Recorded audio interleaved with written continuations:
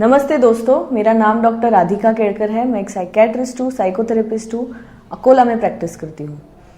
इस वीडियो में हम डिप्रेशन के बारे में बात करने वाले हैं, डिप्रेशन के कारणों के बारे में बात करने वाले हैं।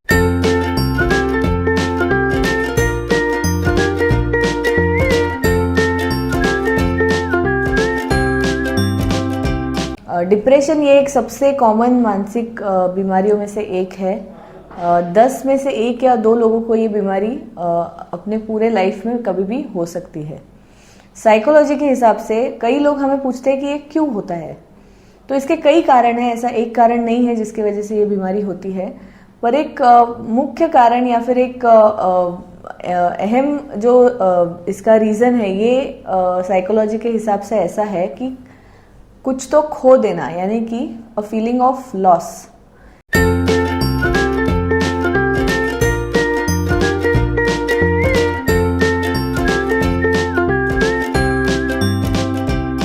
कुछ तो आपसे अगर कोई चीज या कोई इंसान दूर चले जाए तो इससे उदासी आ सकती है, ग्रीफ महसूस हो सकता है, सैडनेस महसूस हो सकता है। ये जो लॉस है ये कई प्रकार का हो सकता है। कभी कभी हमें ये समझ नहीं आता कि ये एक्चुअली इसका हमारे जो डिप्रेशन का कारण ये है, क्योंकि वो इतनी छोटी सी बात होती है, पर वो भी कभी कभी हमें इतना अफेक्ट करती है इंटरनली, पर वो आउटसाइड एक्सटर्नली वो बहुत ही छोटी बात होती है, बहुत ही माइनर चीज होती है, पर इंटरनली वो काफी कभी कभी अफेक्ट कर देती है। तो ये जो लॉस होता है, कभी भी जिंदगी में कोई चीज का लॉस होता है, तो उसके एग्जाम्पल्स क्या हो सकते हैं, इसके बारे में हम आज बात करें। तो सबसे जब हम कहते हैं कि किसी चीज का लॉस, तो जाहिर सी बात है कि किसी लव्ड वन की अगर डेथ हो जाती है तो that is one of the biggest losses in life for anyone. अभी कोविड का समय शुरू है, तो कितने लोग इस ग्रीफ से गुजर रहे हैं। खुद के जो करीब के लोग हैं उनको कोविड की वजह से खो देना, काफ़ी लोग इसका सामना कर रहे हैं, और ये बहुत ही एक अहम कारण हो सकता है डिप्रेशन में जाने का, या फिर डिप्रेशन महसूस करने का, सैडनेस महसूस करने का। तो किसी की डेथ होना, खासकर अगर वो अनएक्सपेक्टेड हो, सडनली हो, अगर आपसे किसी उम्र में छोटे इंसान की हो, तो ये बहुत ही एक बड़ा शॉक हो सकता है।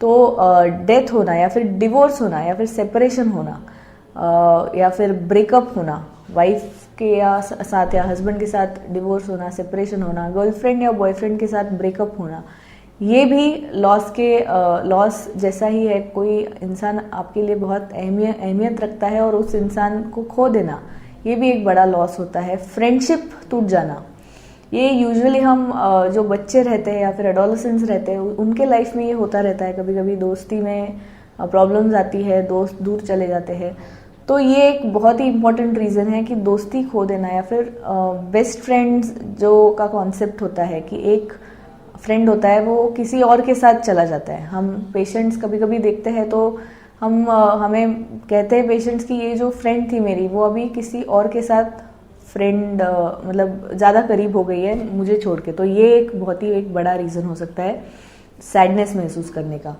उसके अलावा लॉस ऑफ हेल्थ,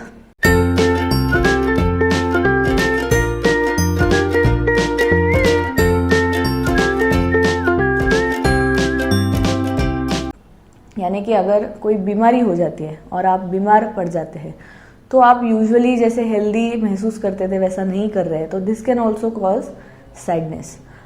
या फिर आपके किसी करीबी इंसान को कोई बहुत ही भयानक बीमारी हो जाना, या फिर बहुत ही बड़ी बीमारी हो जाना, ये भी है कि loss of health in loved ones. तो थोड़ा सा आप महसूस कर सकते हैं कि जो आपका एक नॉर्मल एनवायरनमेंट था वो लूज हो गया है, वो नहीं रहा। अभी घर का जो एनवायरनमेंट है वो बदल गया है, हॉस्पिटल के विजिट्स हो रहे हैं, इसकी वजह से भी उदासी महसूस हो सकती है। उसके अलावा जो जॉब्स में हम देखते हैं कि जॉब चली जाना, जॉब छूट जाना, ये एक कारण हो सकता है। फाइनेंशियल लॉस होना, ये बहुत ही कॉमन रीज़न है डिप्रेशन महसूस करने का या डिप्रेशन होने का।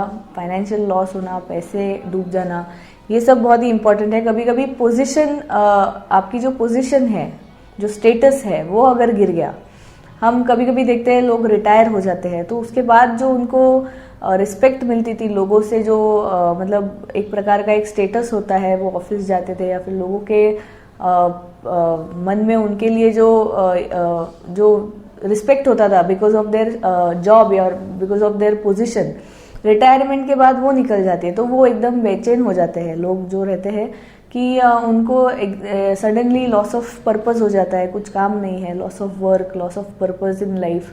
तो ये एक बहुत ही कभी कभी ओल्ड एज में होता है कि रिटायरमेंट के बाद ये पोजीशन है, स्टेटस है, ये कभी कभी खो देते हैं लोग और फिर महसूस करते हैं कि हम उदास हो गए हैं। उसके अलावा जैसे लोगों को खोते हैं वैसे लोगों के पास जो पेट एनिमल्स है, कभी कभी उनकी डेथ के बाद भी लोग काफ़ी ग्रीफ महसूस करते हैं, काफ़ी सैडनेस महसूस करते हैं। इसके अलावा कभी कोई सपना है अगर वो टूट गया तो उसके साथ आप दूर हो जाते हैं, वो आपसे दूर हो जाता है, वो आप नहीं कर रहे हैं, उसके ऊपर काम नहीं कर रहे, तो उसकी वजह से आपको अगर ऐसी सिचुएशन आ गई कि आपका जो सपना है वो पूरा नहीं हो रहा है तो ग्रीफ हो सकता है। अपार्ट फ्रॉम दिस जो छोटी छोटी बातें रहती है, कभी कभी हम घर बदल देते हैं, ये छोटे बच्चों में काफ़ी हम देखते हैं, स्कूल चेंज करना या फिर घर बदलना, फ्रेंड्स चेंज होना, इसके वजह से भी कभी कभी सैडनेस महसूस होती है, कुछ खो दिया है ऐसा महसूस होता है।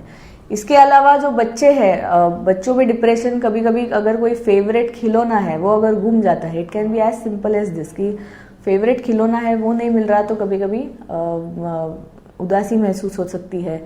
इसके अलावा अगर पढ़ाई में अगर कोई अच्छा है और वो पढ़ाई में अगर उसका रैंक कम हो गया तो loss of first rank, second rank, इसकी वजह से भी लोग डिप्रेस हो जाते हैं कभी कभी, क्योंकि उनको आदत है फर्स्ट आने की, सेकेंड आने की, टॉप करने की, और अगर ये उनसे छिन गया या फिर ये उनसे दूर हो गया तो उनको डिप्रेशन हो सकता है। तो ऐसे कई कारण हो सकते हैं आपके। हमारा माइंड बहुत ही कॉम्प्लेक्स होता है, छोटी सी बात भी कभी कभी बहुत अफेक्ट कर जाती है। तो ये इसमें से अगर कुछ आपकी जिंदगी में हुआ है और आप उदासी महसूस कर रहे हैं तो आप जरूर ये चेक करें कि ऐसी कोई छोटी छोटी बातें तो नहीं है जो आपको अफेक्ट कर रही है।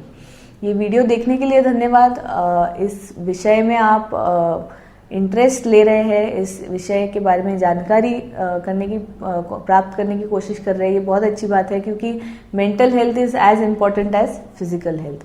सो thank you again for watching और good day, have a nice day, take care, bye bye.